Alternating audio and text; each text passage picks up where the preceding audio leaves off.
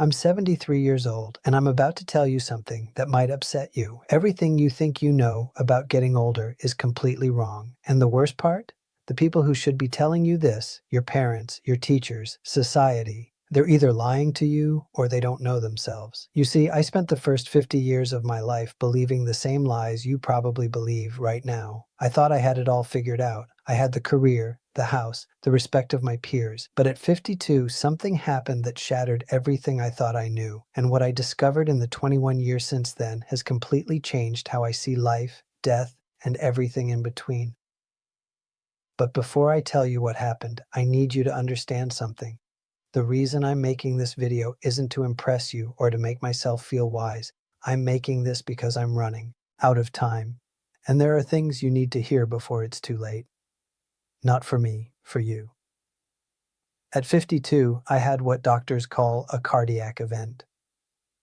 That's a fancy way of saying my heart tried to kill me. I was in a meeting discussing quarterly projections when suddenly the room started spinning. The next thing I remember is waking up in a hospital bed with tubes coming out of my arms and my wife crying in the corner. The doctor said I was lucky. Lucky. I had just come face to face with my own mortality, and they called it luck. But you know what? They were right. Because lying in that hospital bed, with nothing to do but think, I realized something terrifying. I had been living my entire life on autopilot. I wasn't really alive. I was just going through the motions, checking boxes, trying to meet everyone else's expectations. And here's the part that haunts me to this day. If I had died that day, if my heart had stopped permanently, what would I have left behind? A nice house, a retirement account, a collection of achievements that nobody would remember in 5 years? Let me tell you the biggest lie you're probably telling yourself right now. I have time. I'll do that later. When I'm older, I'll finally live the life I want. I see young people in their 20s, 30s, even 40s, and they're all saying the same thing. When I make more money, then I'll be happy. When I get that promotion, then I'll relax. When the kids are grown, then I'll travel. When I retire, then I'll finally do what I love. Let me save you 50 years of regret with one simple truth. That day never comes. You know why? Because the goalposts keep moving. You get the promotion, and suddenly, you need the next one. You make more money, and suddenly you need more money. You're always chasing something just out of reach. And before you know it, you're 70 years old wondering where your life went. I did this. I spent 30 years climbing a ladder, only to realize when I got to the top that it was leaning against the wrong wall. And you can't climb back down and start over. Time doesn't work that way. Here's something nobody tells you when you're young. Success is a terrible goal. And I say this as someone who achieved everything I set out to achieve. I made partner at my firm. I bought the house. I had the respect of my colleagues. And you know what? None of it mattered. You achieve your goal, and for about 48 hours, you feel amazing. Then the feeling fades. You're back to baseline. Now you need a new goal, a bigger achievement, more validation. It's a hamster wheel. I had a friend who died 3 years ago at 68, worked 70-hour weeks his entire life, built a multi-million-dollar business, never took a real vacation, kept saying he'd slow down next year. Next year came and he had a stroke. At his funeral, his son said, "My father was a successful man, but I barely knew him." Is that the legacy you want? Your regrets won't be about the things you did wrong. They'll be about the things you didn't do at all. I don't lie awake at night thinking about failed business deals. Those don't matter. You know what keeps me up? The trip to Japan I never took because I was too busy. The relationship with my brother that I let deteriorate. The book I always wanted to write but never started. The time I didn't spend with my kids because I was working late. These things eat at you. The missed opportunities. The roads not taken. The love you didn't express. The risks you didn't take because you were afraid. The people you love, your parents, your siblings, your close friends. You think, you have unlimited time with them. You don't, and one day, that time will run out. My father died when I was 45. We had a complicated relationship, and I was always too busy to really work on it. I kept thinking we'd have time to talk when I was less busy. We never got that chance. Heart attack, gone within hours. And you know my biggest regret? All the Sundays I didn't call him.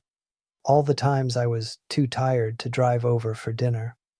All the little moments I let slip away. There won't always be more. After my heart attack, I made big changes, stepped back from work, started saying no to things that didn't matter, started saying yes to things I had put off for decades. In these last 21 years, I've learned more about life than I did in the previous 52. What matters is embarrassingly simple. Time with people you love, work that feels meaningful to you, experiencing things, not owning things, creating memories, being present. I know it sounds simple. When I was your age, I would have rolled my eyes. Sure, but I have bills to pay. And yes, you do. I'm not saying quit your job. I'm saying don't sacrifice what matters for what doesn't. Here's a question I want you to ask yourself, and I want you to answer it honestly. If you died tomorrow, would you be satisfied with the life you've lived so far? Not, would people be impressed by your eulogy? Not, did you achieve enough? Just, would you be satisfied? If the answer is no, then what are you waiting for? What are you doing with your time that's so important that you're willing to gamble your one precious life on it? I'm 73 years old. I've been lucky enough to have good health since that heart attack. But every morning when I wake up, I'm aware that I'm on borrowed time. We all are, really. But most young people don't realize this. They think they're invincible. They think they have forever. You don't.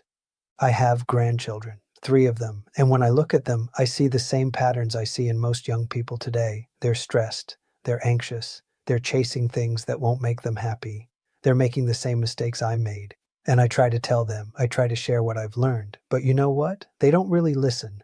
Not because they're bad kids, but because they can't. They're living in the storm right now. They can't see the patterns yet. They think their situation is unique, that the old rules don't apply to them. That's why I'm making this video, because maybe, just maybe, if enough people hear this message, someone will actually listen. Someone will make different choices. Someone will avoid the regrets that haunt people like me. Every single day you're getting closer to death. Nobody likes to think about this, but you don't have unlimited time. Neither do the people you love. Your parents, if they're still alive, they're getting older every day.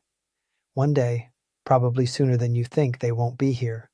Your friends, your spouse, your children, none of these relationships last forever. So what are you going to do? Keep putting off that phone call. Keep postponing that trip. Keep telling yourself you'll make time later. Or are you going to wake up today and start living like your time is limited? Because it is. If I could go back and talk to my 30-year-old self, here's what I would say. Stop trying to impress people who don't matter. Stop sacrificing your health for your career. Stop putting off joy until someday. Stop waiting for permission to live the life you want. Start calling your parents more often. Start taking the trips you dream about. Start doing the things that scare you. Start saying no to obligations that drain you. Start saying yes to experiences that fulfill you. And most importantly, start now, not next year, not after this project, not when you have more money or more time or more whatever. Now. Because I promise you the perfect time will never come. Life will always be messy and complicated and full of reasons to wait, but if you wait, you'll wake up one day and realize you waited your entire life away. I'm 73. If I'm lucky, maybe 10 or 15 more years. Maybe 20 if blessed, probably less. And I'm okay with that, because these last 21 years have been the richest of my life. Not because I made more money, because I finally started living intentionally, appreciating every day, prioritizing what matters. I've traveled to places I always wanted to see, deepened relationships with my children and grandchildren, pursued hobbies I put off, forgiven people I held grudges against, said I love you countless times. I'm happier now at 73 with less time ahead than I was at 30 when I thought I had all the time in the world. That's the irony. When you understand time is limited, you start to actually live. You stop wasting it. You stop postponing joy. You start creating the right time. You have a choice. Right now, today.